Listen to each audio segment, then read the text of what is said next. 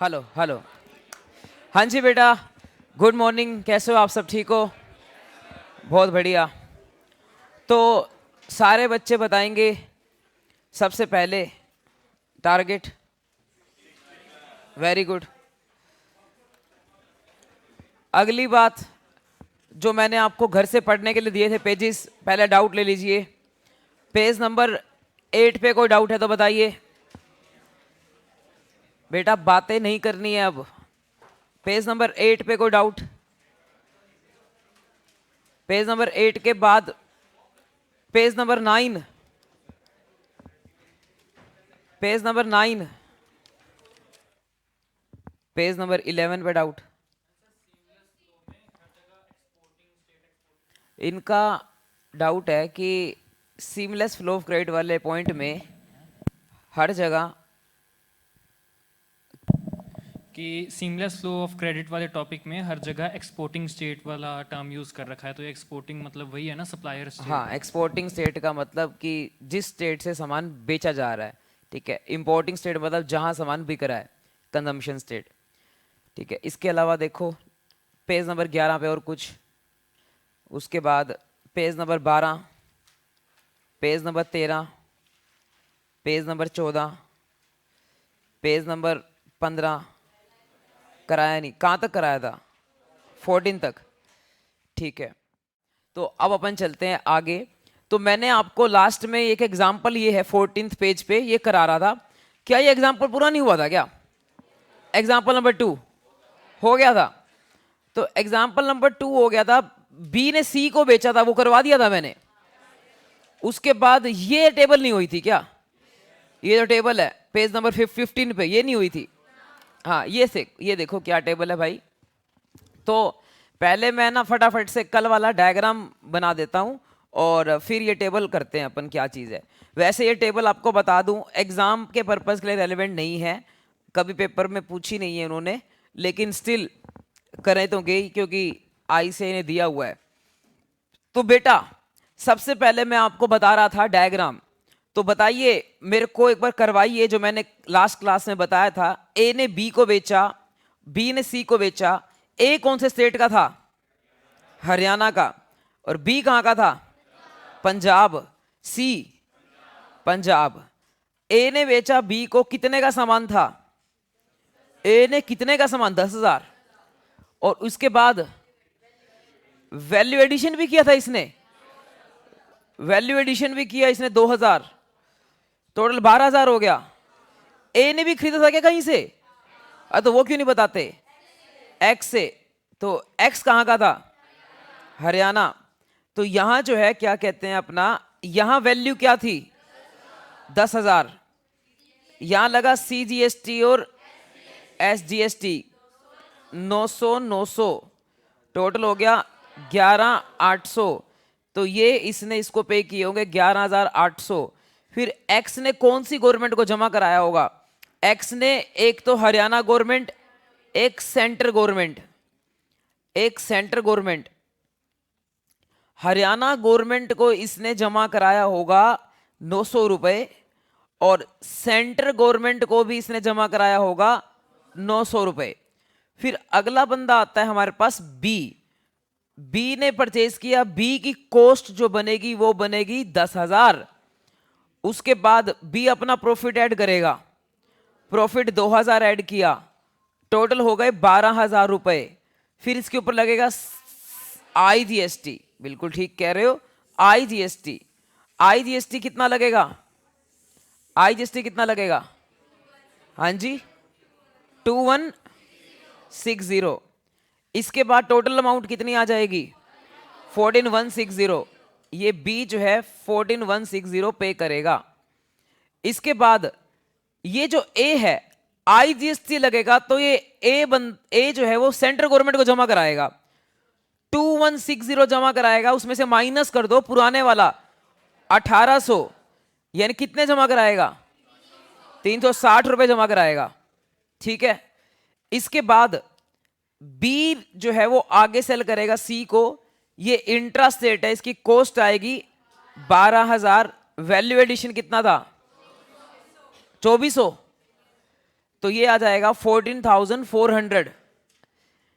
इसके बाद यहां पर लगेगा जीएसटी, कौन से वाला, सीजीएसटी और एसजीएसटी।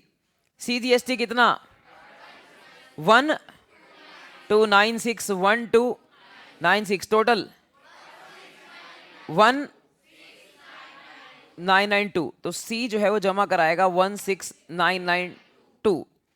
इसके बाद जो है बी कितना पे करेगा गवर्नमेंट को, बी सेंट्रल गवर्नमेंट को तो पे करेगा, सेंट्रल गवर्नमेंट को 1296, और पंजाब सरकार को, पंजाब गवर्नमेंट को पे करेगा 1296। लेकिन आईटीसी था उसके पास 2160 का, तो वो आईटीसी 2160 का आपने किससे एडजस्ट करवाया था, याद करो, सारा सीजीएसटी से करवाया था। तो 1296 माइनस 1296 सीजीएसटी को तो जमा कराएगा ये जीरो, सेंट्रल गवर्नमेंट को जीरो पे करेगा, और जो स्टेट गवर्नमेंट को है उसमें से माइनस कर दो बाकी रिमेनिंग आईटीसी 864। तो यानी कि जमा कितना कराएगा, 432 रुपीज जमा कराएगा पंजाब गवर्नमेंट को। ये सारा हम कर चुके हैं, ठीक है, ये स्टेटमेंट बना चुके थे इसकी। अब अपना अगला जो काम है वो है कि हमें गवर्नमेंट्स के बारे में बताना कि गवर्नमेंट आपस में टैक्स का डिस्ट्रीब्यूशन कैसे करेंगी। वैसे ये हमारा काम नहीं है एक सीए की तरह तौर पे, हम सीए हैं, हमारा काम है क्लाइंट की तरफ देखना कि क्लाइंट जो है उसको क्या टैक्स पे करना है, कौन सी गवर्नमेंट को पे करना है। तो लेकिन यहां पर जो है हमें एक थोड़ा सा बेसिक समझाया जा रहा है कि गवर्नमेंट आपस में कैसे टैक्स डिस्ट्रीब्यूट करेंगी। तो गवर्नमेंट आपस में कैसे टैक्स डिस्ट्रीब्यूट करेंगे ये अपन देख लेते हैं। उसके लिए एक स्टेटमेंट बनती है, वो स्टेटमेंट आपको पेपर में तो नहीं बनानी है, उसको बोलते हैं स्टेटमेंट ऑफ रेवेन्यू डिस्ट्रीब्यूशन, कि गवर्नमेंट आपस में टैक्स कैसे बांटेंगी, डिस्ट्रीब्यूशन। ये क्यों बताया जा रहा है, वो इसलिए बताया जा रहा है ताकि तुम ये जान सको कि भाई जीएसटी सच में एक कौन सा टैक्स है, डेस्टिनेशन बेस्ड टैक्स है। और मैं आपको बता दूं, लास्ट डेस्टिनेशन थी इस प्रोडक्ट की पंजाब, ये प्रोडक्ट लास्ट में कंज्यूम कहां पर हुआ है, पंजाब। तो जितना भी टैक्स लगेगा पूरी ट्रांजैक्शन पे, उसका आधा आधा मिलेगा सेंट्रल गवर्नमेंट को और बाकी का आधा डेस्टिनेशन वाले स्टेट को, जो कि क्या है, पंजाब। लास्ट ट्रांजैक्शन पे टैक्स लगा था 1296 1296 1296 जो होगा वो तो मिलेगा सेंट्रल गवर्नमेंट को, और बाकी का आधा 1296 किसको मिलेगा, पंजाब गवर्नमेंट को मिलना चाहिए। अभी मिला कितना है पंजाब गवर्नमेंट को, 432 रुपए मिले हैं, कम मिले हैं, और सेंटर को तो मिले ही नहीं, जीरो मिले हैं। तो हम क्या करेंगे, छीनेंगे। किससे छीनेंगे, हरियाणा से, क्योंकि हरियाणा फ्री में 900 रुपए लेकर बैठा है। हम हरियाणा को बोलेंगे भाई तेरे को 900 रुपए किस चीज के मिल गए, 900 रुपए वापस कर। क्यों वापस कर, क्योंकि अल्टीमेटली ये प्रोडक्ट कंज्यूम कहां पर हुआ है, पंजाब में। हरियाणा को 900 रुपए इसलिए मिले थे क्योंकि एक बार प्रोडक्ट कहां बिका था, हरियाणा में। एक बार प्रोडक्ट हरियाणा का प्रोडक्ट हरियाणा में बिका था, हरियाणा का प्रोडक्ट हरियाणा में बिका था एक बार, इसलिए उसको 900 रुपए मिल गए। बट क्या ये प्रोडक्ट असली में वहां कंज्यूम हुआ, नहीं हुआ, वहां से ये मूव होकर कहां चला गया, पंजाब। तो डेस्टिनेशन स्टेट कौन सा हो गया, पंजाब। तो हरियाणा को ये 900 रुपए जो मिले हैं वो सैक्रिफाइस करने पड़ेंगे, वो अपना सैक्रिफाइस करेगा, और ये सैक्रिफाइस करके किसके पास जाएंगे, पंजाब सरकार के पास। लेकिन ये करवाएगा कौन, हरियाणा और पंजाब तो आपस में बोलते ही नहीं है। हरियाणा में बीजेपी सरकार है और पंजाब में जो है क्या कहते हैं अपना आम आदमी पार्टी की सरकार है। हरियाणा अपने 900 रुपए क्यों देगा पंजाब को, देगा ही नहीं, मना कर देगा। तो इसलिए बीच में कौन आ जाएगा, सेंटर। तो पहले ये 900 रुपया किसको ट्रांसफर करने पड़ेंगे, सेंटर को। क्यों ट्रांसफर करने पड़ेंगे, क्योंकि भाई तुम एक डेस्टिनेशन स्टेट नहीं हो, तुम्हारा सामान जो है यहां से उठकर चला गया अपना पंजाब में, इसीलिए तुम्हारे को ये सैक्रिफाइस करना पड़ेगा अपना जो टैक्स है। ये तो वही बात हो गई कि मुंह में तो आया बट हाथ ना लगा, हाथ में आया मुंह ना लगा, उल्टा बोल दिया, कोई बात नहीं। हाथ में तो आ गया पैसा 900 रुपए, लेकिन वो हजम नहीं हो पाया, वो खा नहीं पाए। क्यों नहीं खा पाए, क्योंकि भाई साहब पंजाब ले गया, क्योंकि प्रोडक्ट कंज्यूम कहां पर हुआ, पंजाब में। तो इसीलिए ये टेबल बनाएंगे अपन, सीखेंगे कि कैसे आपस में टैक्स का डिस्ट्रीब्यूशन होगा। अब वो जो है पेपर में तो आपके नहीं आना चाहिए, लेकिन स्टिल अपना जो है सिलेबस का पार्ट है, स्टडी में दे रखा है, तो मैं आपको समझा रहा हूं। तो यहां पर कितनी तरह की सरकारें बनाऊंगा मैं, वो बना देता हूं। सबसे पहले तो बना देता हूं सेंट्रल गवर्नमेंट, एक तो है सेंट्रल गवर्नमेंट, दूसरी है हरियाणा गवर्नमेंट, और तीसरी है पंजाब गवर्नमेंट। तीन तरह की सरकारें हैं भाई। और अब हम यहां लिखने वाले हैं कि सबसे पहले ट्रांजैक्शन हुई थी, ए ने सामान बेचा था, नहीं नहीं, पहले किसने बेचा था? एक्स ने सामान बेचा था ए को। तो उस वाली ट्रांजैक्शन में, हाँ जी, टेबल बनी हुई है ऊपर, लेकिन मैं क्यों बनवा रहा हूं, हो सकता है उन्होंने कोई और तरीके से बना रखी हो, बट मैं आपको बिल्कुल डिटेल में स्टेप वाइज बताऊंगा कि होगा क्या, ठीक है? तो इसलिए बनवा रहा हूं। बाकी आपको नहीं नोट करना, कोई ऐसी खास बात नहीं है, क्योंकि एग्जाम के लिए ज्यादा इंपॉर्टेंट नहीं है, इसीलिए मैं आपको ज्यादा वो नहीं कर रहा कि भाई इसको नोट करो। तो एक्स ने जो है ए को ट्रांसफर किया, एक्स ने जब ए को सामान बेचा तो उस ट्रांजैक्शन पे जो टैक्स लगा था 900 रुपए सीजीएसटी, 900 रुपए एसजीएसटी, ये 900 रुपए सीजीएसटी जमा हुआ होगा सेंट्रल गवर्नमेंट को। तो इस ट्रांजैक्शन के अंदर 900 रुपए जमा कराए गए सेंट्रल गवर्नमेंट को और 900 रुपए जमा कराए गए हरियाणा सरकार को। इस ट्रांजैक्शन के बाद सब ओके था, ऑल राइट, सब ओके है। क्यों ओके है? क्योंकि अभी तक तो हरियाणा ही क्या था, हमारा डेस्टिनेशन वाला स्टेट। अभी तक हरियाणा ही हमारा डेस्टिनेशन वाला स्टेट था और हरियाणा को मिल गया 900, उसको मिल गया 900, सही है, अभी तक कोई भी दिक्कत नहीं है। तो पहली ट्रांजैक्शन के बाद 900 मिल जाना ये ओके है, इसमें कोई भी दिक्कत नहीं है। अब आते हैं अगली ट्रांजैक्शन पे, और अगली ट्रांजैक्शन होती है ए ने बेचा बी को। जब ए ने बेचा बी को तो उस केस में देखो, ए ने बेचा बी को तो उस केस में ये टैक्स लगा 2160 आईजीएसटी। तो टैक्स कौन सा लगा? 2160 आईजीएसटी। और वो सेंटर ने इकट्ठा किया 360 रुपए, 360 रुपए इकट्ठे किए सेंटर ने। 360 क्यों इकट्ठे किए? क्योंकि 2160 टैक्स लगा था, बट 2160 के अंदर से हमने क्या माइनस कर लिया था? आईटीसी 1800 रुपए। तो गवर्नमेंट को कितने जमा कराए थे? 360 रुपए। अब यहां तक अगर आप देखोगे तो टोटल कितने इकट्ठे हो चुके? तो यहां बेटा सेंटर को इकट्ठे हो चुके कितने? हाँ जी, 1260 और हरियाणा को 900। बट अब देखते हैं अपन शुड बी कि होना क्या चाहिए, मिलना क्या चाहिए। भाई इनको क्या मिलना चाहिए? टोटल टैक्स कितना बन गया? 21, कितना टोटल टैक्स बन गया? 2160। 2160 में से आधा आधा होना चाहिए। आधा किसको मिलना चाहिए? सेंटर को। और आधा किसको? पंजाब को। स्टेट को तो बता दिया तुमने, लेकिन कौन से स्टेट को? पंजाब को। पंजाब को क्यों?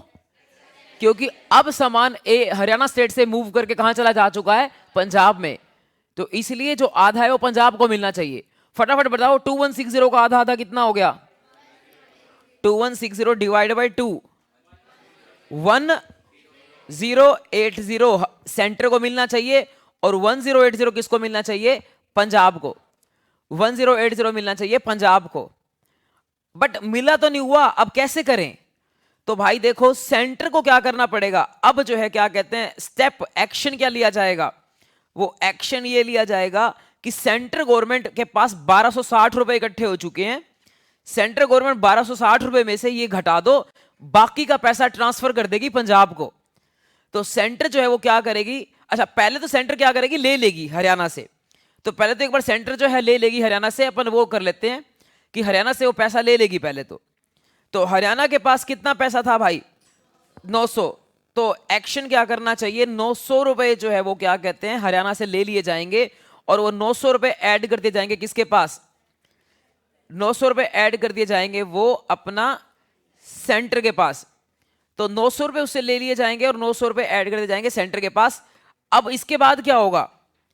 इसके बाद ये होगा भाई कि हाँ, तो टोटल कितने हो गए अब सेंटर के पास? टोटल कितने हो गए सेंटर के पास? 1980। सेंटर के पास 1980 रुपए हो गए। सेंटर के पास होने कितने चाहिए? 1260। डिफरेंस देख लो कितना है, डिफरेंस देखो कितना है? 720। तो एक्शन नंबर 1 तो ये हुआ कि उसने 900 रुपए ले लिए सेंटर ने। एक्शन नंबर 2 ये होगा कि भाई यहां से अब क्या किया जाएगा?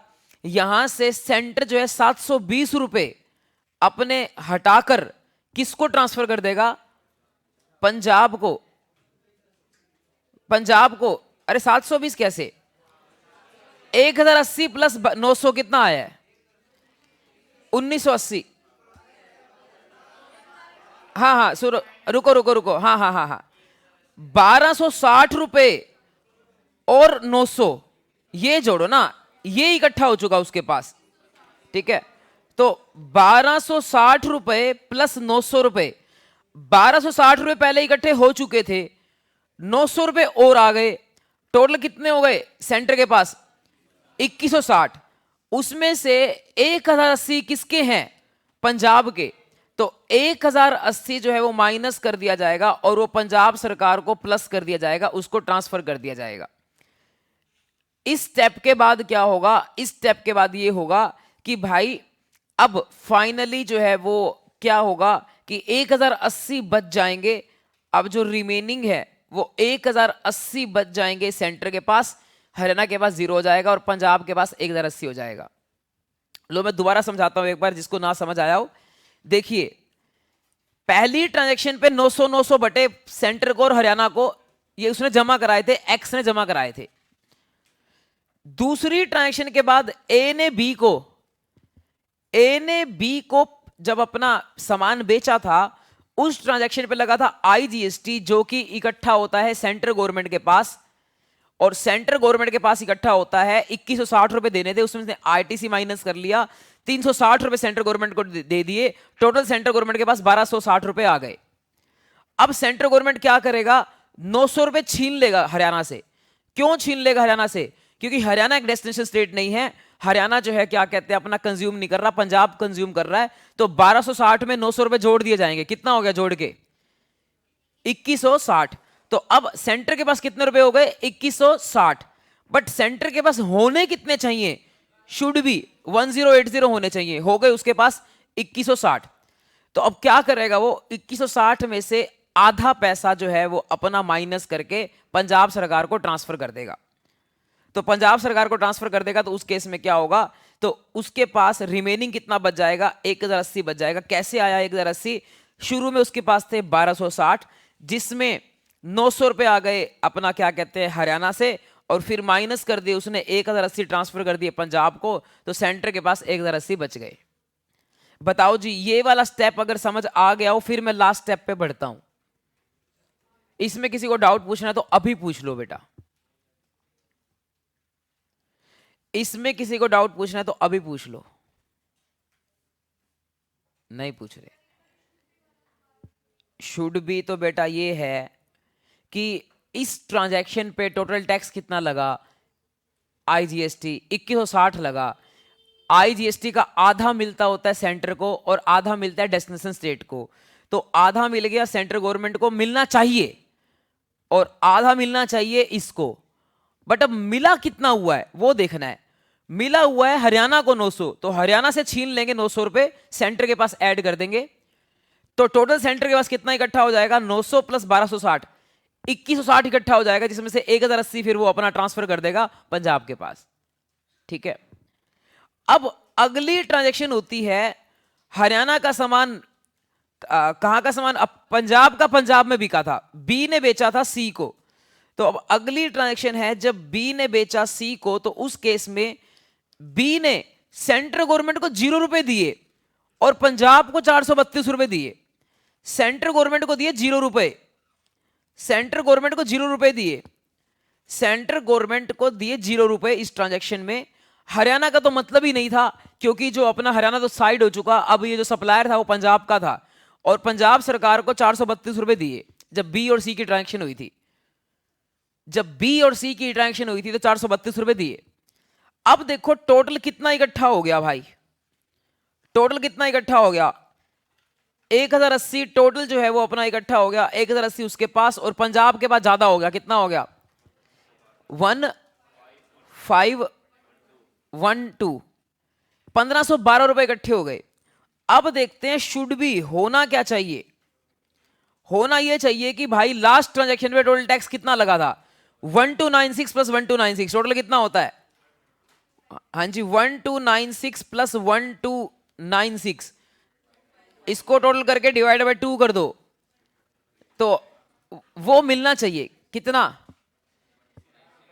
हाँ 1296 1296 वो तो था ही। ठीक है, तो 1296 को टोटल करके उसको 2 से डिवाइड कर दोगे, वही आएगा ना 1296, तो ये आ गया भाई। अब इसमें देखा जाए तो सेंटर को कम मिला है और पंजाब को ज्यादा इकट्ठा हो चुका, तो अब सेंट्रल गवर्नमेंट पंजाब से छीन लेगी।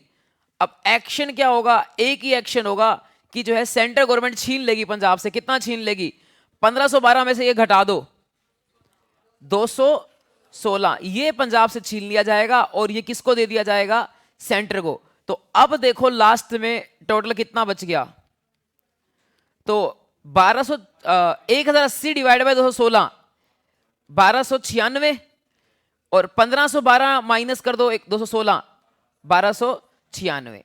तो यही तो एंड कंक्लूजन चाहिए था। इससे जो है साबित हो गया कि जीएसटी जो है एक डेस्टिनेशन बेस्ड टैक्स है, और अपना जो है वो क्या हो गया, जो लास्ट ट्रांजैक्शन पे टैक्स लगा उसका आधा इकट्ठा हो गया किसके पास, सेंट्रल गवर्नमेंट के पास, और बाकी का आधा जो है वो इकट्ठा हो गया डेस्टिनेशन वाले स्टेट के पास। यही हमारा जीएसटी का प्रिंसिपल बोलता था। अब इसमें कुछ पूछना है तो प्लीज बता दीजिए, क्योंकि मैं नहीं चाहता कि कल फिर दोबारा जो है इसके ऊपर डिस्कशन की जाए, क्योंकि पेपर के लिए थोड़ा सा लेस इंपॉर्टेंट है। तो इसीलिए मैं चाहता हूं कि जो हमने सीखा वही आपका फाइनल रहे, दोबारा इसके ऊपर डिस्कशन की गुंजाइश ना हो। लेकिन स्टिल यदि आपको लगता है कि भाई हम घर से अपने आप देखेंगे इसको, फिर दोबारा कल डाउट लेंगे, तो कल भी पूछ सकते हो, कोई खास बात नहीं है। तो बेटा अब चलते हैं आगे हमारा। अब बेटा बहुत आसान आसान से टॉपिक बचे हैं, और फटाफट से अपने को क्या करना है, ये क्वेश्चन करना है। इस क्वेश्चन में क्या है, mister A of Haryana sold goods to mister B of Delhi. Mister A of Haryana sold goods to mister B of Delhi. ये हरियाणा का, ये दिल्ली का।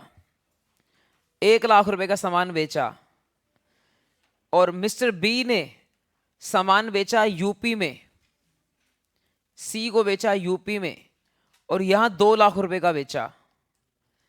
जीएसटी लगेगा 18%, क्योंकि दोनों ही ट्रांजेक्शन कौन सी हैं, इंटरस्टेट, इंटरस्टेट है। तो यहां जीएसटी जो लगेगा वो क्या लगेगा, आईजीएसटी। दोनों ट्रांजेक्शन में आईजीएसटी लगेगा, यहां पर भी आईजीएसटी लगेगा। कितने परसेंट आईजीएसटी, 18। कितना आ गया, 18,000। और यहां पर भी 36,000 आईजीएसटी। टोटल 2,36,000 रुपए सी पे करेगा बी को, और यहां 1,18,000 रुपए बी पे करेगा ए को। अब गवर्नमेंट को कितना कितना जमा कराएंगे वो देखना है। सबसे पहले देखना है ए कितना जमा कराएगा गवर्नमेंट को। तो ए के केस में अब बेटा वो ऐसे सीधा नहीं बताना आपको 18,000, आपको स्टेटमेंट बनानी है। उस स्टेटमेंट का नाम होता है statement of net tax liability. Net tax liability statement में क्या करना होता है, सबसे पहले लिखना होता है अपने को आउटपुट टैक्स लायबिलिटी कितनी है। तो आउटपुट टैक्स लायबिलिटी, ए के आउटपुट पे कितना टैक्स लगा हुआ है, आईजीएसटी लगा हुआ है 1 लाख रुपए के ऊपर 18%। कितना आ गया, 18,000 रुपए आईजीएसटी लगा हुआ है। तो ए के ऊपर कितना टैक्स लगा हुआ है, 18,000 रुपए आईजीएसटी लगा हुआ है। अब अगली बात आती है बेटा, 18,000 रुपए आईजीएसटी लगा हुआ है ए के पास। अब इसके पास आईटीसी कितना है, 0 है। 0 क्यों है, क्योंकि इसने, ये पहला बंदा है, इसने कुछ परचेज की नहीं है। तो इसीलिए यहां पर नेट जो ई कैश के थ्रू आएगा, कितना आ जाएगा ई कैश के थ्रू, 18,000 रुपए वो क्या पे कर देगा, आईजीएसटी। आईजीएसटी किसको पे किया जाता है पता है आपको, सेंट्रल गवर्नमेंट को। ठीक है, अब आते हैं बी के बारे में। बताओ ए के बारे में कुछ पूछना है तो नहीं, बी के बारे में। बी के केस में देखो भाई, बी ने सामान भेजा था सी को, यहां पर भी इंटरस्टेट है, तो इसकी आउटपुट टैक्स लायबिलिटी है 2 लाख रुपए मल्टीप्लाई बाय 18%। कितना आ गया, 36,000 आईजीएसटी। बाकी कुछ भी नहीं है। अब अगली चीज, इसके पास कोई आईटीसी है, यस, आईजीएसटी का आईटीसी है 18,000। पहले आईजीएसटी कहां यूज करते हैं, आईजीएसटी में, तो यूज कर लो बस। और कुछ बचा ही नहीं, और कुछ है नहीं, पानी बना दिया हर जगह। तो बस माइनस कर दोगे तो कैश में कितना पे करोगे, 18,000 रुपए आईजीएसटी पे करना पड़ेगा बी को। बताओ जी, समझ आ गया। रेवेन्यू डिस्ट्रीब्यूशन में नहीं बनवा रहा, पेपर के लिए इंपॉर्टेंट नहीं है। तो ये वैसे भी मेरा ही एग्जांपल है, आईसीआई का तो नहीं है। आईसीआई का जो क्वेश्चन था वो खत्म हो गया बस। अब मैंने कुछ एग्जांपल बना रखे हैं आप लोगों की प्रैक्टिस के लिए, तो उसमें मैं आपको सिखाऊंगा नेट टैक्स लायबिलिटी की स्टेटमेंट। पेपर में वही आती है। इसके बाद नेक्स्ट आते हैं बेटा यहां पे अगला। अच्छा, और कोई क्वेश्चन नहीं बना रखा क्या मैंने? एक बनवा देता हूं आपको, बहुत ही बेहतरीन सा क्वेश्चन। लिखो सारे बच्चे, एक क्वेश्चन लिखो बहुत बेहतरीन सा। बनवा नहीं रखा मैंने, बनवा देता हूं। लिखो गढ़ा इलेक्ट्रॉनिक्स, गढ़ा इलेक्ट्रॉनिक्स महाराष्ट्र और रजिस्टर्ड पर्सन सेल्स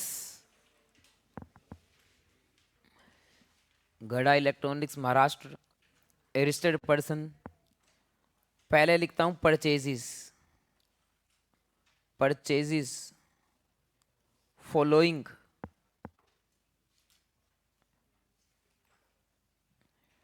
आइटम्स। सबसे पहले उसने खरीदा टीवी। कहां से खरीदा? फ्रॉम फ्रॉम हटो, हाँ ये सही है, सही है, from Tony TV. Tony TV भी महाराष्ट्र के ही हैं, महाराष्ट्र से खरीदा। टोनी टीवी से टीवी खरीदे। कितने? 20 टीवी, चलो 100 कह रहे हो तो 100 टीवी खरीदे from Maharashtra eight the rate of. Price बताओ एक टीवी का कितना? 20 रुपए के नहीं आते बेटा, 20,000। 10,000 रुपए का टीवी कौन सा आता है, मेरे को दिला दो। हाँ, टोनी सोनी के तो टीवी वैसे ही बहुत महंगे आते हैं। 60,000 रुपए का कम से कम, 50,000, 60,000 डुप्लीकेट है। 20,000 रुपए का ईच खरीदा। GST rate on TV, GST rate on TV is, अब क्या था रेट? 18% होगा। पहले शायद 28 होता था, मे बी अब चेंज कर दिया। ठीक है, अब और क्या खरीदे? हाँ, रेड चेरी मोबाइल। चलो जी, बबीता जी के लिए, वो बेचूंगा उनको, खरीदूं तो उससे नहीं गाना, सुंदर से। तो कितने मोबाइल खरीदे? 50 रेड चेरी। बबीता तो एक ही खरीदेगी बेटा, बाकी कोई और ले लेगा। 50 रेड चेरी मोबाइल फ्रॉम सुंदर गुजरात। अरे बैड डेट्स क्या, इसको देने हैं पैसे, लेने थोड़ी ना है। इसको देने, ये तो देगा पैसे। 10,000 रुपए का एक। ठीक है, जीएसटी रेट एप्लीकेबल वैसे 18% होता है, बट मैं आपको कंफ्यूज करने के लिए 5% लिखूंगा, ताकि प्रैक्टिस हो दो रेट्स की। अगर किसी क्वेश्चन में दो रेट्स आए तो कैसे करना है। वैसे इन सब पे 18% लगता है, इलेक्ट्रॉनिक्स पे। अब 2 सामान खरीद लिए, और भी कुछ खरीदूं क्या? रामसंग से। रामसंग से क्या खरीदना है? फ्रिज, वॉशिंग मशीन खरीद लूं, रेफ्रिजरेटर। तो कितने? 25 रेफ्रिज। स्पेलिंग ही नहीं आती मेरे को, सीधा फ्रिज लिख देता। हाँ, 25 फ्रिज फ्रॉम रामसंग। तुम पहचानते हो मेरे को? रामसंग कहां की कंपनी बनाए भाई? जापान से। इंपोर्ट नहीं आता आपके सिलेबस में। इंडिया में बताओ। दिल्ली। अरे मलेशिया नहीं आता यार, सिलेबस में नहीं आता। वो तो मैं लेकर आऊंगा मलेशिया से कुछ। Eight the rate of. अच्छा, फ्रिज तो महंगे आते होंगे, कितना लिखूं? 20,000 पहले हो चुका, कुछ नया बोलो। 25,000। ईच। जीएसटी लगता है इस पे, चलो 40% कर देता हूं, महंगा कर देते हैं। चलो जी, अब सेल लिखते हैं उसकी, सेल किस किस को किया, कहां क्या क्या किया सेल, ये लिखते हैं। चलो जी, सबसे पहले तो टीवी थे, टीवी खरीदे थे बेटा, टीवी 100 खरीदे थे, 100 में से कितने बिकवाऊं? हाँ जी, 80 बिकवा दूं। 80 टीवी 2 किसको बेचे? हाँ, पारस को। To Paras Haryana, at the rate of कितने का एक बेचा? 20,000 का तो खरीदा था, कितने का बेचा? 25,000 रुपए ईच। ठीक है, अरे नेक्स्ट, अब है नेक्स्ट बेटा, टीवी के बाद मोबाइल, कितने मोबाइल बेचे? 50 खरीदे थे, 50 खरीदे थे, 60 बेचे। हाँ हो सकता है, ओपनिंग स्टॉक होगा, कोई दिक्कत नहीं है। हाँ जी बताओ कितने बेचे? 20, 60 लिख दो, तुम्हारे को ये भी लगना चाहिए कि ओपनिंग स्टॉक में से भी हो सकता है। 60 मोबाइल्स 2, मैं तो क्या करूंगा, बबीता लिखूंगा मैं। हाँ हाँ हाँ, नकली मोबाइल लाऊंगा तुम्हारे लिए। 60 mobile 2 Babita, Babita eight the rate, सस्ते बेचे, खरीदे थे 10,000 के, 8,000 रुपए का दे दिया, दया आ गई। अच्छा, अब बबीता कहां की है तो बताओ? कोलकाता लिख दूं, कोलकाता। अब आते हैं फ्रिज, फ्रिज कितने बेचे? 25 खरीदे थे, कितने बिकवाऊं? 15 फ्रिज, फ्रिज 2 किसको? ये महाराष्ट्र के अंदर बिकवाने हैं, सोसाइटी को भिजवा दूं। एजे कौन? Amanjeet sir, to AJ sir. अरे वो यार कहाँ जाएंगे, मुंबई रहते ही नहीं है वो। टू गोकुल धाम, हाँ चांदी 100 टका को बिकवाए, चांदी 100 टका क्या करेगा, फ्रिज पे चांदी लगा लगा के बेचेगा। टू गोकुल धाम, और ये महाराष्ट्र की सोसाइटी है, और फ्रिज बेचे हैं 25 के, खरीदे थे कितने का बिकवाऊं? 30 के। ये लो जी, एक प्रैक्टिकल सा क्वेश्चन बना दिया मैंने, और अब आपको निकालना है जेठालाल की नेट टैक्स लाइबिलिटी। बट इसको निकालने के लिए 3 स्टेटमेंट बनती हैं। पहली स्टेटमेंट अपन बनाएंगे सोल्यूशन, जब भी सोल्यूशन करोगे तो पहले बंदे का नाम लिखोगे, सप्लायर कौन है? सप्लायर है यहां पर गढ़ा इलेक्ट्रॉनिक्स, पहले उसका जो है नाम लिखोगे, फिर उसके बाद लिखोगे साल कौन सा है, तो ये फाइनेंशियल ईयर है 25-26 जिसका अपन क्वेश्चन कर रहे हैं। फाइनेंशियल ईयर अगर क्वेश्चन में ना लिखा रखा हो सकता है मंथ लिखा होगा, तो मंथ लिख देना, कि हो सकता है वो बोलेगा कि सारी ट्रांजेक्शन अप्रैल महीने में हुई थी, तो अप्रैल लिख दोगे आप कि अप्रैल महीने का काम कर रहे हैं।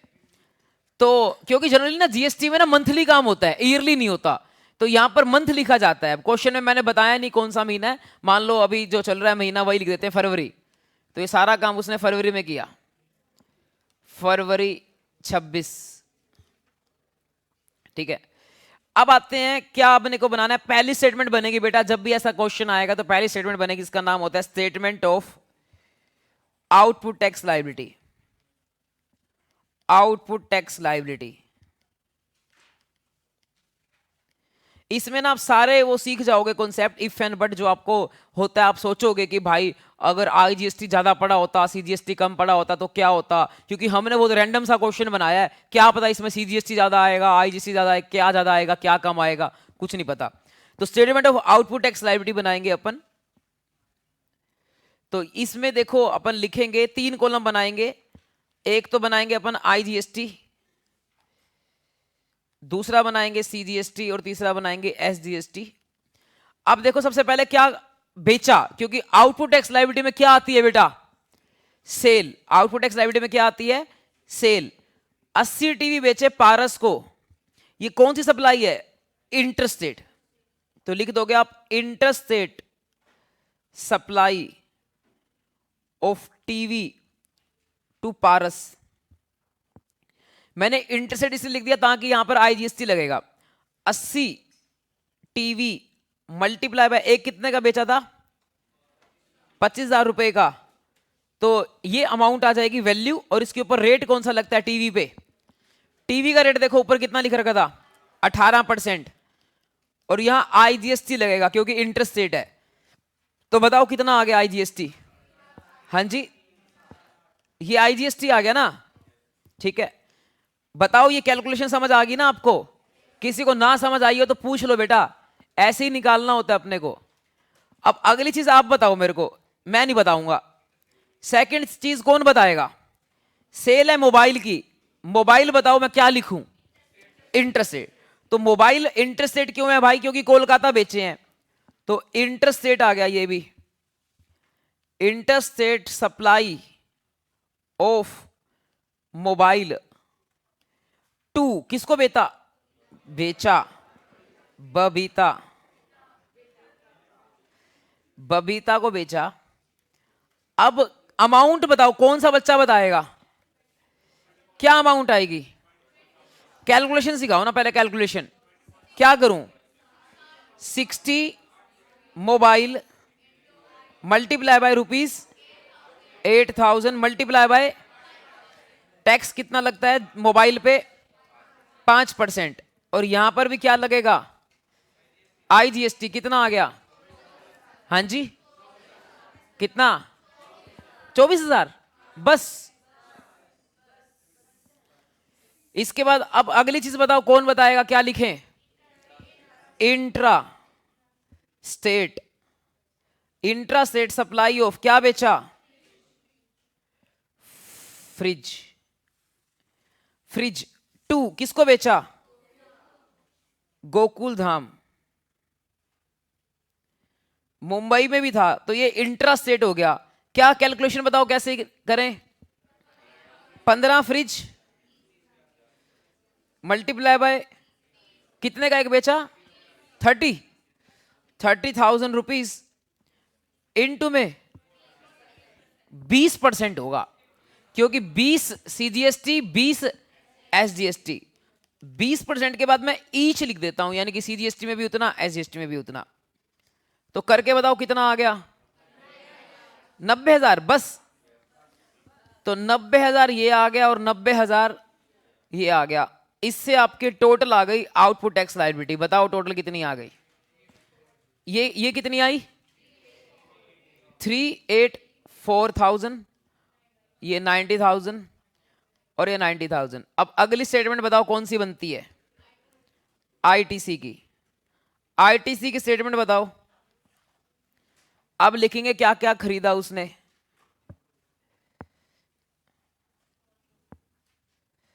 क्या क्या खरीदा,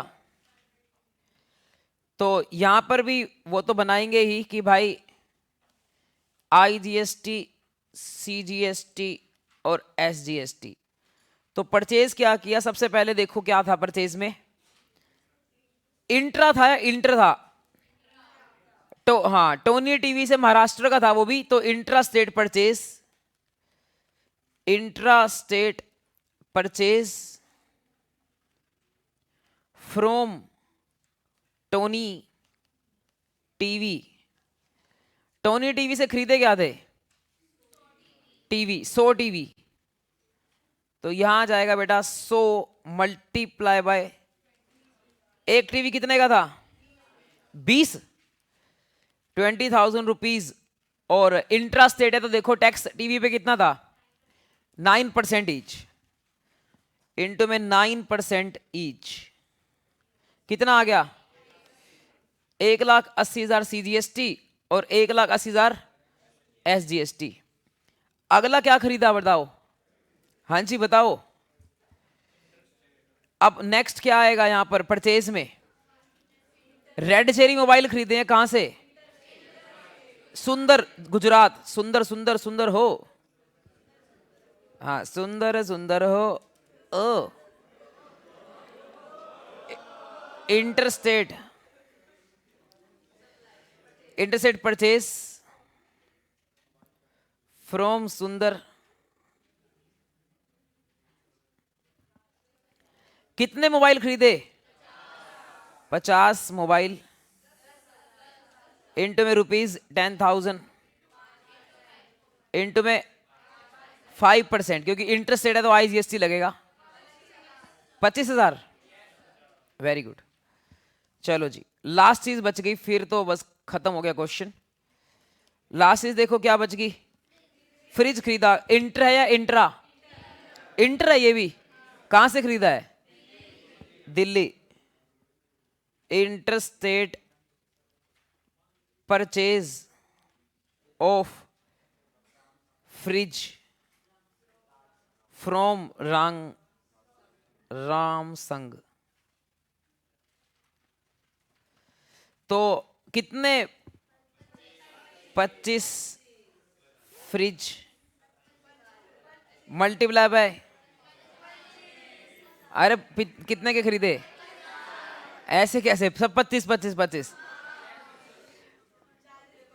25 फ्रिज खरीदे थे 25,000 रुपए के। इंटू में 40%, कितना आ गया? 2.5 लाख। अच्छा, इसमें ना एक कॉन्सेप्ट ये सीखने को मिला कि आईटीसी का टोटल कर रहा हूं मैं और सेल का भी टोटल कर रहा हूं। ऐसा नहीं कर रहा कि टीवी का आईटीसी टीवी में यूज करो, मोबाइल का आईटीसी मोबाइल में यूज करो, फ्रिज का आईटीसी फ्रिज में यूज करो। ऐसा नहीं कर रहा। बताओ क्यों? ऐसा क्यों नहीं कर रहा मैं? हाँ जी, टीवी का टीवी में क्यों नहीं यूज कर रहा? हाँ जी, सेम गवर्नमेंट ना, ऐसी बात नहीं। बात ये है, हमारा जीएसटी का कानून कहता है कि जो आईटीसी है वो आप कभी भी प्रोडक्ट वाइज डिफरेंशिएट नहीं कर सकते। हम क्या करते हैं, एक महीने में सप्लायर ने जितनी भी परचेज की होती है वो सब ऐड कर देते हैं, उसका सब सारा आईटीसी ऐड कर देते हैं। जैसे हो सकता है कि इसने अपना ये मोबाइल वगैरह बेचता है, कोई ऐसी चीज खरीदेगा जो नहीं बेचता, जैसे कि मान लो रेंट, इसने रेंट पे ली जगह गढ़ा इलेक्ट्रॉनिक्स का गोडाउन, तो रेंट के ऊपर जो जीएसटी पे करेगा उसका भी इसको क्या मिल जाएगा? आईटीसी। मतलब आईटीसी का रूल ये है कि हर उस चीज का आईटीसी मिल जाता है जो आप कहां यूज करते हो? बिजनेस में। चाहे वो इनपुट हो, याद है 3 तरह की चीजें बताई थी, input, input service, capital goods. तो ये सारा जो सामान खरीदा है, अभी क्या खरीदा है? इनपुट, क्योंकि सारी चीजें क्या हैं जो ये फर्दर बेच देगा, ये कैपिटल गुड्स नहीं है। मेरे लिए मोबाइल कैपिटल गुड्स है, बट जेठलाल के लिए मोबाइल कैपिटल गुड्स नहीं है, उसके लिए क्या है? ये इनपुट, क्योंकि ये बेच देगा इसको, उसका स्टॉक है, स्टॉक इन ट्रेड है। तो इनपुट्स का भी आईटीसी मिल जाता है, इनपुट सर्विस का भी आईटीसी मिल जाता है, और साथ में कैपिटल गुड्स का भी आईटीसी मिल जाता है। यानी कि कोई टीवी तो ऐसा होगा ना, तो उसने दुकान पे दिखाने के लिए लगा रखा होगा, बेचेगा नहीं उसको, यूज करेगा एज अ फिक्स्ड एसेट, तो वो उसका कैपिटल गुड्स होगा, उसका भी इसको क्या मिल जाएगा? आईटीसी। तो आईटीसी का रूल है, there is no 1-to-1 relation. 1-to-1 relation नहीं है। अभी से पहले जितने मैंने क्वेश्चन कराए थे ना, उसमें मैंने 1-to-1 रिलेशन कराया था कि भाई एक मोबाइल खरीदा वो आगे बेच दिया, ये खरीदा बेच दिया, ऐसे कराया था अपन ने। ये पहला एग्जांपल ऐसे है जिसमें मैंने आपको नया कॉन्सेप्ट सिखाया कि भाई यहां पर आईटीसी लेने के अंदर आपको कोई 1-to-1 कोरिलेशन नहीं होता। ऐसा नहीं होगा कि एक मोबाइल खरीदा वो बेचा, उसका आईटीसी उसमें यूज कर सकते हो, नहीं। अब एक कन्फेक्शनरी की दुकान वाला देखो, वो टीवी, वो अपना टॉफी खरीदता है, वो चॉकलेट खरीदता है, वो ब्रेड खरीदता है, वो अपना दूध, आटा, वो अपना बिस्किट, वो अपना जैम, वो कुरकुरे, चिप्स, चॉकलेट्स, पता नहीं क्या क्या खरीद के आता है। एक महीने में सारा सामान खरीद के आया, और जरूरी थोड़ी ना कि सारी की सारी चीजें एक महीने में बिक भी जाएंगी। हो सकता है कुछ ना बिके, आइसक्रीम है सर्दियों में ना बिके, तो क्या उसको आईटीसी ले नहीं सकता? ले सकता है, आईटीसी ले भी सकता है, आईटीसी यूज भी कर सकता है। ऐसा क्यों भाई? ऐसा इसलिए बेटा क्योंकि हमारा जीएसटी बोलता है 2 बातें। नंबर 1 तो नो 1-to-1 कोरिलेशन, कि जो भी आपने आईटीसी लिया वो कहीं पर भी यूज कर सकते हो आप। बस यही कंडीशन है कि आपकी आउटपुट पे टैक्स होना चाहिए। जैसे मैंने वो सामान खरीदा, मैंने कपड़े खरीदे, मैंने मोबाइल खरीदा, मैं इसका आईटीसी नहीं ले सकता। क्यों नहीं ले सकता बताओ? क्योंकि मेरी आउटपुट पे टैक्स नहीं है, मैं एक अनरजिस्टर्ड पर्सन हूं, मेरे पास जीएसटी नंबर नहीं है। आप बोलोगे सर आपके पास जीएसटी नंबर क्यों नहीं है, आप सप्लाई तो कर रहे हो, आप सामान बेच रहे हो, आप पढ़ा रहे हो, तो जीएसटी नंबर होना चाहिए। जीएसटी में टर्नओवर की लिमिट होती है बेटा 20 लाख रुपए। जिसकी एक साल की सेल 20 लाख से ज्यादा होती है उसी को क्या लेना पड़ता है, जीएसटी नंबर। और मेरी एक साल की सेल 20 लाख से ज्यादा नहीं है, जो मैं पढ़ाता हूं वो 20 लाख से ज्यादा नहीं है, इसीलिए जो है क्या कहते हैं मेरे को जीएसटी नंबर नहीं लेना पड़ता। तो बेटा अब इसमें आपको क्या करना है, इसमें आपको ये देखना है ध्यान से कि भाई दो चीजें ध्यान रखनी है जीएसटी के रूल के लिए। ये चीजें लिखवाऊंगा मैं आपको अगले चैप्टर में, अगले से अगले चैप्टर में ना ये लिखी होंगी ऑलरेडी चीजें, जो मैं चैप्टर नंबर 3 कराऊंगा उसमें लिखी होंगी चीजें ऑलरेडी। नंबर 1 बात, no 1-to-1 correlation. No 1-to-1 correlation का मतलब है कि आप जो भी खरीदते हो जरूरी नहीं है कि वो बेचो, हो सकता है वो आपके क्लोजिंग स्टॉक में पड़ा हो, आप अगले महीने बेचो, बट क्या उसको आईटीसी ले सकते हो? यस। एक बात ये सीख ली। दूसरी बात क्या सीखी? दूसरी बात ये सीखी कि भाई आप एक चीज का आईटीसी दूसरी चीज में से यूज कर सकते हो, ठीक है। और तो बस ये वाली बातें थी। तो बताओ टोटल आईटीसी कितना आ गया? और भी कुछ परचेज था क्या? नहीं, बस टोटल आईटीसी कितना आ गया? 275 इसका, 180 इसका, 180 इसका। आपको पता है अगर आईटीसी का ओपनिंग बैलेंस होता तो वो भी मैं ऐड कर देता। इस क्वेश्चन में आईटीसी का ओपनिंग बैलेंस नहीं है। इस क्वेश्चन में गुड्स का तो ओपनिंग बैलेंस है, मोबाइल का ओपनिंग बैलेंस था, 50 खरीदे हैं 60 बेचे हैं, ओपनिंग बैलेंस था मोबाइल का, लेकिन आईटीसी का नहीं है। अगर आईटीसी का ओपनिंग बैलेंस होता तो मैं लिख देता, इस अकाउंट में ऐड कर देता, आईटीसी वाले अकाउंट में। देखो आउटपुट टैक्स लायबिलिटी का तो कभी भी ओपनिंग बैलेंस नहीं हो सकता। बताओ क्यों? क्योंकि हर महीने रिटर्न तभी भर पाओगे जब पहले आप उसके क्या करोगे, टैक्स पे करोगे। तो हर महीने की रिटर्न आप तभी भर पाओगे जब टैक्स पे करोगे। तो पिछले महीने की रिटर्न आपने भर दी होगी, टैक्स पे कर दिया होगा, तो उसका कोई ओपनिंग बैलेंस नहीं हो सकता। लेकिन आईटीसी का ओपनिंग बैलेंस हो सकता है। कैसे हो सकता है? मान लो इस महीने खरीद लिया ज्यादा, सामान बिका कम, तो उस केस में हमारे पास आईटीसी क्या हो जाएगा, बच जाएगा, पूरा यूज नहीं हो पाएगा। दो वर्ड होते हैं, एक वर्ड होता है आईटीसी लेना, उसको बोलते हैं आईटीसी टेकन। दूसरा होता है आईटीसी यूज करना, आईटीसी यूटिलाइजेशन। ये तो स्टेटमेंट बनाई है, इस स्टेटमेंट में अपन ने निकाला है आईटीसी लिया, यूज अपना, यूज नहीं सॉरी, टेकन। आईटीसी आपने लिया कितना, तो ये आपने निकाला है आईटीसी टेकन। आपने आईटीसी लिया कितना, ये आईटीसी आपने लिया है। अब इसका बैलेंस है, हो सकता है कि ये सारा यूज ना हो पाए। क्यों यूज ना हो पाए? क्योंकि उतनी हो सकता है आउटपुट टैक्स लायबिलिटी ना हो। तो जो अनयूटिलाइज बच जाएगा वो फिर अगले महीने का क्या बन जाएगा, ओपनिंग। इस महीने का क्लोजिंग बच जाएगा, वो अगले महीने का क्या बन जाएगा, ओपनिंग। तो अब लास्ट स्टेटमेंट बनाते हैं, उसका क्या नाम है, नेट टैक्स लायबिलिटी। बताओ बेटा फटाफट बोलो बेटा, क्या लिखा जाएगा इधर? IGST, CGST, SGST. बताओ मेरे को कि यहां पर आउटपुट टैक्स लायबिलिटी, ये अपन ने फर्स्ट स्टेटमेंट से कॉपी कर ली, तो ये अपन ने स्टेटमेंट नंबर 1 से कॉपी करके आ गए। 384,000 और 90 और 90।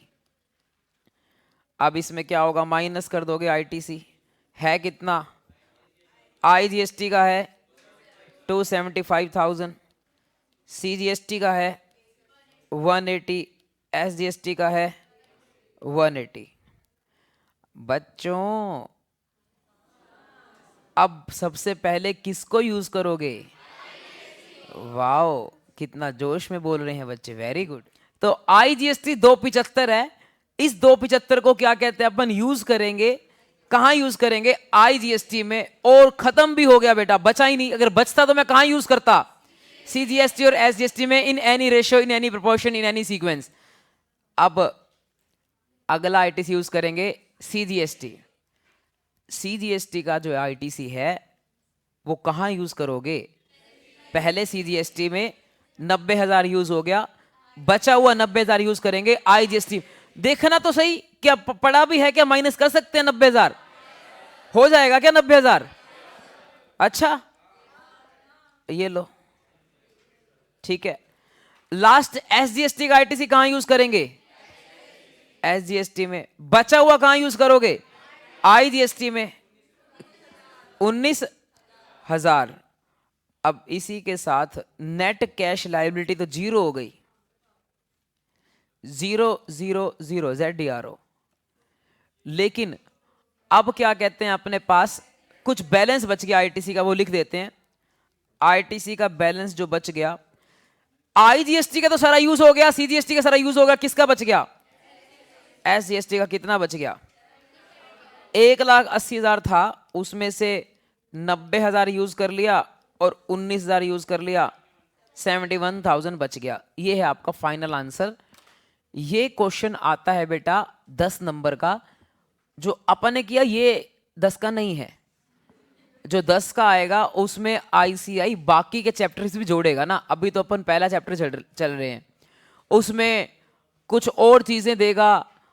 इधर मैंने जब सेल दी है, सिर्फ 3 चीजों की सेल दी है, वो 4-5 चीजों की सेल देगा, 4-5 चीजों की परचेज देगा और उसको थोड़ा कॉम्प्लिकेटेड बनाएगा, उसमें कुछ पॉइंट ऐड करेगा, कुछ कई जगह ऐसा होगा जहां आईटीसी मिलेगा नहीं, कुछ ओपनिंग बैलेंस होगा, तो ऐसी कुछ रिस्ट्रिक्शन डाल डाल के क्वेश्चन को मुश्किल बनाएगा ताकि आप जो है कर ना पाओ। तो स्ट्रक्चर क्वेश्चन का यही होगा जो 10 नंबर का कंपलसरी क्वेश्चन आता है जीएसटी में। अगर आपने नोट कर लिया हो तो चलते हैं आगे। इसमें किसी को डाउट हो तो बता सकते हैं। कोई डाउट नहीं है? चलो जी। हाँ जी बेटा, जो हमारा नेक्स्ट टॉपिक है वो है जीएसटी कॉमन पोर्टल क्या होता है। पेज नंबर 18 पे आ जाओ।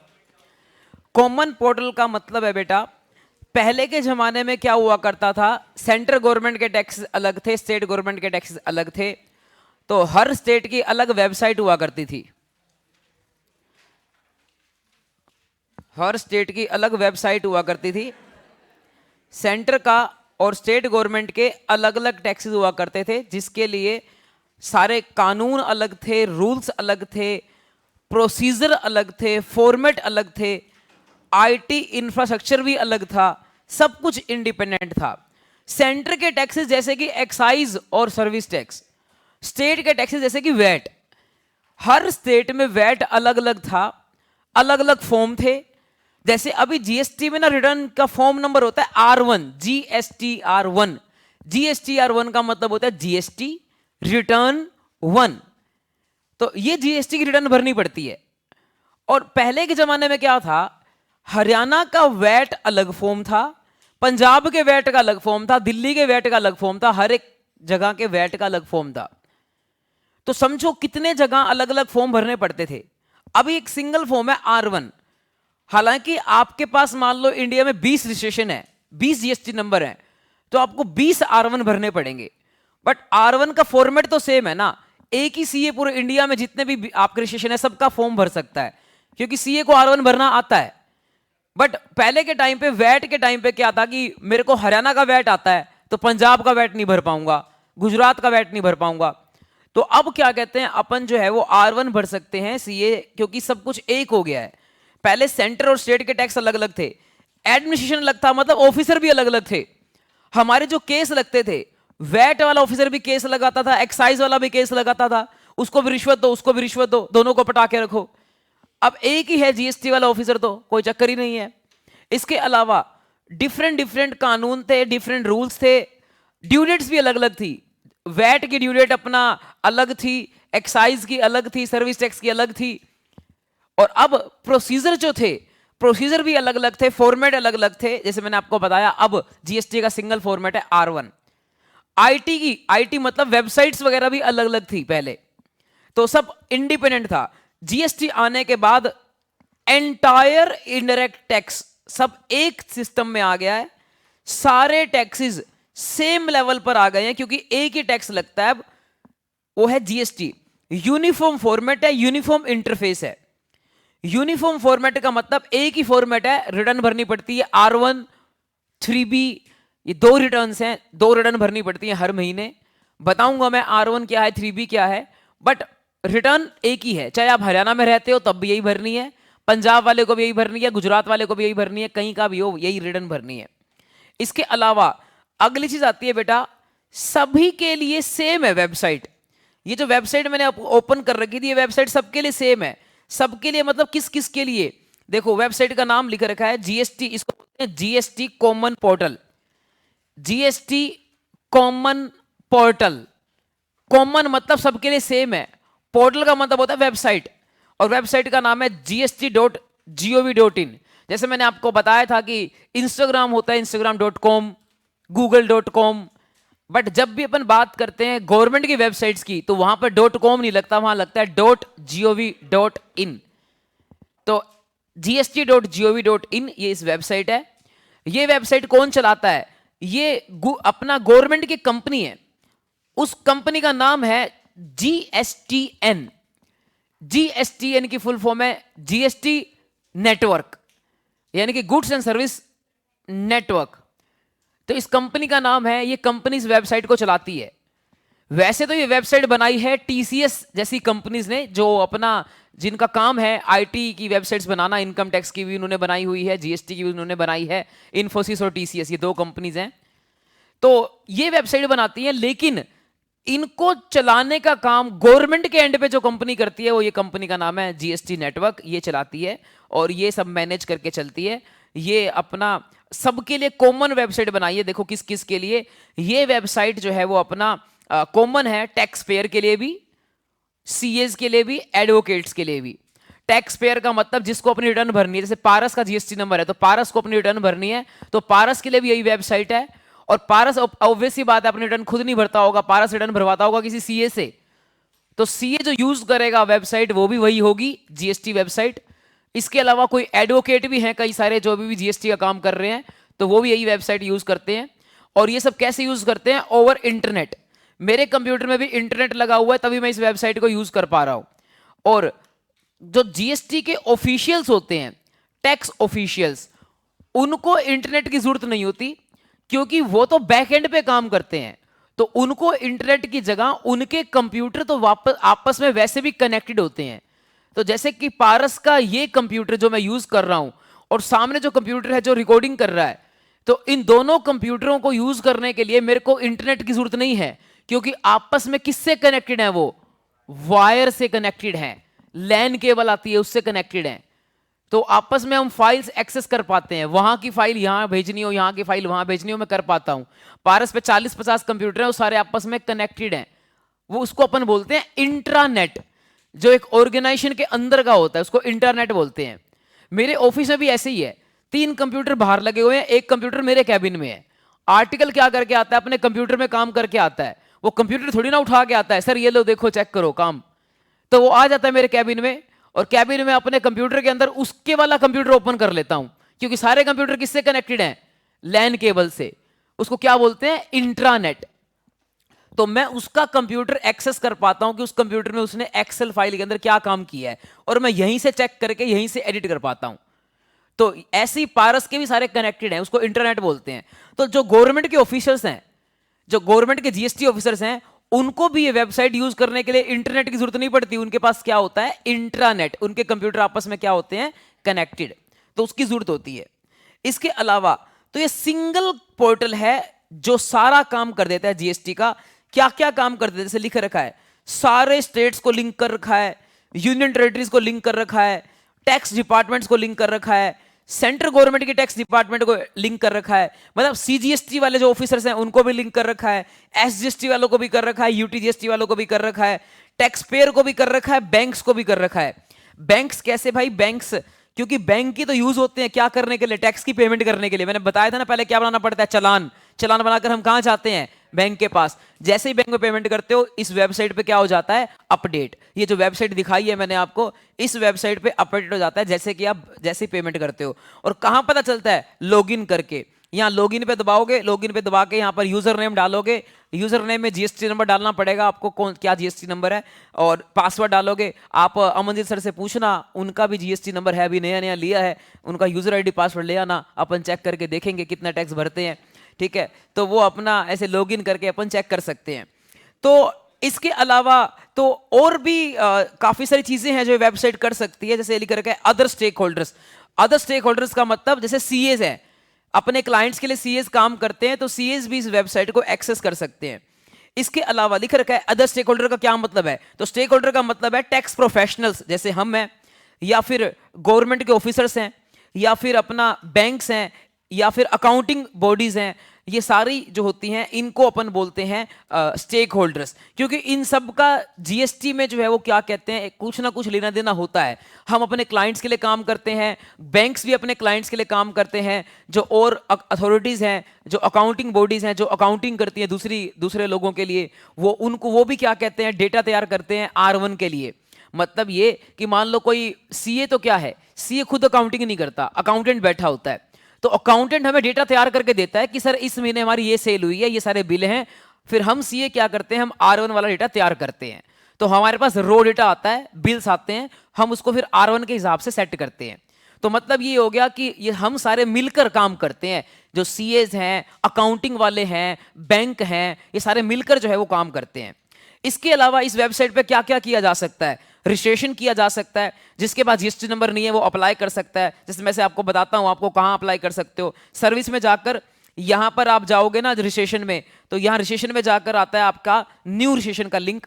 तो यहां पर आप एक फॉर्म भर सकते हो, और ये फॉर्म भर के, इस फॉर्म को पता है क्या बोलते हैं, इस फॉर्म को बोलते हैं REG01। क्या बोलते हैं, REG01। ये नाम याद रखना है, ये रजिस्ट्रेशन चैप्टर में आएगा, वहां मैं हाईलाइट करवा दूंगा आपको, REG01। तो ये फॉर्म होता है। इस फॉर्म में ना 2 पार्ट होते हैं।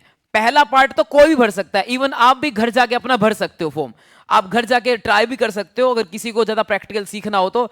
और YouTube पे वैसे भी पारस चैनल पे जाकर आप मेरी वीडियोस भी पढ़ी है, मैंने सिखाया हुआ है कि जीएसटी नंबर को कैसे अप्लाई करते हैं, चालान कैसे बनाते हैं, पेमेंट कैसे करते हैं, सब सिखाया हुआ है। 5 लेक्चर है, वो प्रैक्टिकल लेक्चर है कि भाई अगर आपको थोड़ा ज्यादा पढ़ना हो, प्रैक्टिकल सीखना हो, तो आप वो 5 लेक्चर लगा सकते हो। 1-1 1.5 घंटे के लेक्चर्स हैं। कई बच्चे बोलते हैं कि भाई हमारे को थोड़ा सा प्रैक्टिकल सिखा दो, प्रैक्टिकल बताओ कि वेबसाइट पे कैसे होता है, जीएसटी नंबर कैसे अप्लाई होता है, चालान कैसे बनता है। तो सारा जो है उसके अंदर मैंने प्रैक्टिकल सिखाया हुआ है, तो आप वहां देख सकते हो। यहाँ मैं क्लासेस में सिर्फ आपको एग्जाम ओरिएंटेड सिखाऊंगा, और वैसे आपको प्रैक्टिकल सीखना हो तो वो लगभग 5-6 घंटे की क्लासेस हैं, वो आप देख सकते हो। तो आई एम यहां पर लिखना पड़ेगा आपको, क्या हो आप, टैक्स पेयर हो, स्टेट कौन सा है वो लिखना पड़ेगा, अपना हरियाणा है। इसके अलावा डिस्ट्रिक्ट आपको लिखनी पड़ेगी कौन सी है, अपनी हिसार है।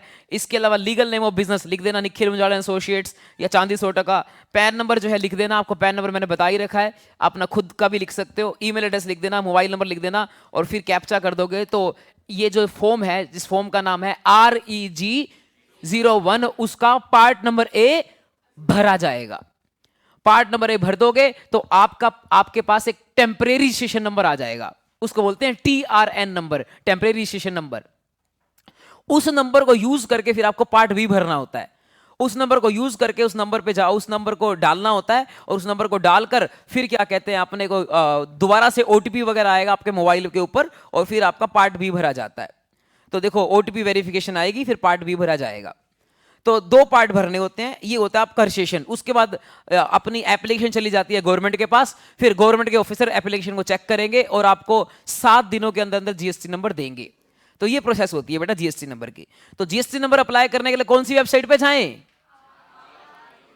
REG01 नहीं, वेबसाइट कौन सी, कॉमन पोर्टल, जो कॉमन पोर्टल है उस पे जाओ।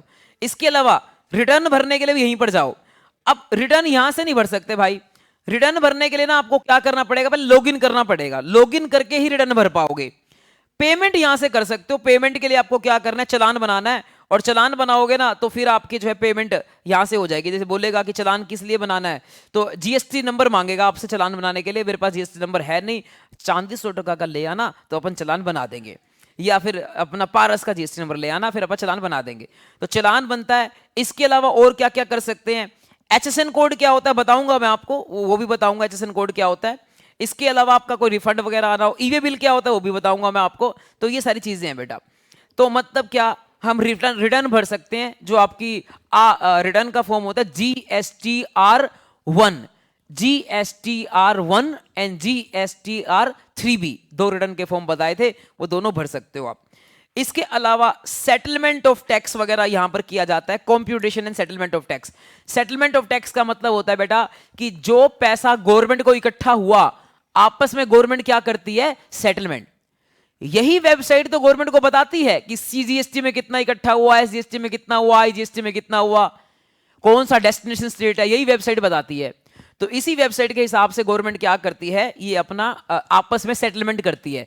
जो मैंने आपको टेबल बनाकर दी थी ना रेवेन्यू डिस्ट्रीब्यूशन वाली, तो वो टेबल जो है क्या कहते हैं, इसी वेबसाइट के हिसाब से बनती है। इसके अलावा अपना मैचिंग ऑफ पेमेंट आपकी होती है यहाँ पर MIS रिपोर्ट्स। MIS का मतलब होता है management information system. Management information system का मतलब क्या होता है, आप गूगल करोगे ना कि भाई इस महीने कितना जीएसटी इकट्ठा हुआ। अब पिछला महीना कंप्लीट हुआ है जनवरी 2026 में जीएसटी कितना कलेक्ट हुआ, तो भाई यही वेबसाइट है जो बताती है कि जीएसटी कितना कलेक्ट हुआ। तो देखो जनवरी 26 में 1,93,000 करोड़ का जो है वो जीएसटी इकट्ठा हुआ है। ये किसने बताया होगा, लिखा हुआ है क्लियर टैक्स ने, बट क्लियर टैक्स नहीं बताती, क्लियर टैक्स ने तो कॉपी की है। ये बताने वाली वेबसाइट कौन सी है, यही वेबसाइट। तो MIS का मतलब होता है मैनेजमेंट इंफॉर्मेशन सिस्टम। इसका क्या मतलब होता है, इसका मतलब होता है गवर्नमेंट्स को डिसीजन लेने के लिए कुछ वो चाहिए होते हैं डेटा पॉइंट्स, कि भाई जीएसटी कलेक्शन बढ़ रहा है घट रहा है, कौन से स्टेट में जीएसटी ज्यादा कलेक्ट हो रहा है, कौन से कम कलेक्ट हो रहा है। उसी के बेस पे फिर गवर्नमेंट क्या करती है, डिसीजन लेती है कि कहां टैक्स की चोरी हो रही है, कहां छापेमारी करनी है। तो इसीलिए अपना जो है ये जो वेबसाइट है वो बताती है कि हरियाणा में कितना कलेक्ट हुआ, पंजाब में कितना, गुजरात में कितना, हरियाणा में कितने जीएसटी नंबर वाले हैं, पंजाब में कितने हैं, कितने लोग रिटर्न भर रहे हैं, कितने नहीं भर रहे। ये सारी इंफॉर्मेशन कौन सी वेबसाइट देती है, कॉमन पोर्टल जो है वो देती है। इसके अलावा analysis of tax payer profile, यानी कि एक बंदे के बारे में पता करना हो कि ये बंदा जो है क्या कहते हैं अपना टैक्स भर रहा है नहीं भर रहा, तो वो भी इसी वेबसाइट से पता लगता है। आप उसका जीएसटी नंबर ले आओ, मैंने तो बोला है आप जीएसटी नंबर लाओ, अपन लोग करके देखेंगे उसने जो है कौन कौन सी रिटर्नें भरी हैं, कौन कौन सी रिटर्नें नहीं भरी हैं। ऐसी 2 वेबसाइट हैं जो कल बताऊंगा उनके बारे में, एक है ई वे बिल की वेबसाइट, एक है IRP पोर्टल की वेबसाइट। एक वर्ड और लिखा हुआ है यहां पर, वो देखो लिखा है क्लियरिंग सिस्टम। क्लियरिंग सिस्टम का मतलब क्या है, क्लियरिंग हाउस का काम करती है वेबसाइट। क्लियरिंग हाउस का काम का मतलब है कि जो टैक्स मान लो हरियाणा को इकट्ठा हो गया, हरियाणा का टैक्स पंजाब को पहुंचाने का काम करती है, पंजाब का टैक्स हरियाणा को पहुंचाने का काम करती है। मतलब ये कि मान लो पंजाब को ज्यादा टैक्स इकट्ठा हो गया, वो बनता था हरियाणा का, तो ऐसे टैक्स भेजने का काम जो है यही वेबसाइट करती है। तो बताइए ये समझ आ गया सारा वेबसाइट के बारे में। पेपर में क्या आ सकता है, 4 से 5 नंबर का एक शॉर्ट नोट आ सकता है कि कॉमन पोर्टल के बारे में लिखो। तो जो मैंने हाईलाइट करवाया वो आपको याद करना पड़ेगा, वो आपको लिखना आ सकता है पेपर में। क्या मैं 1 मिनट लगा के ई वे बिल बता दूं? चलो कल बताएंगे, कल फिर आपको यहां से कराएंगे, यहां तक पढ़ के आना है पेज नंबर 19 तक। मिलेंगे आपसे नेक्स्ट क्लास में, बाय बाय।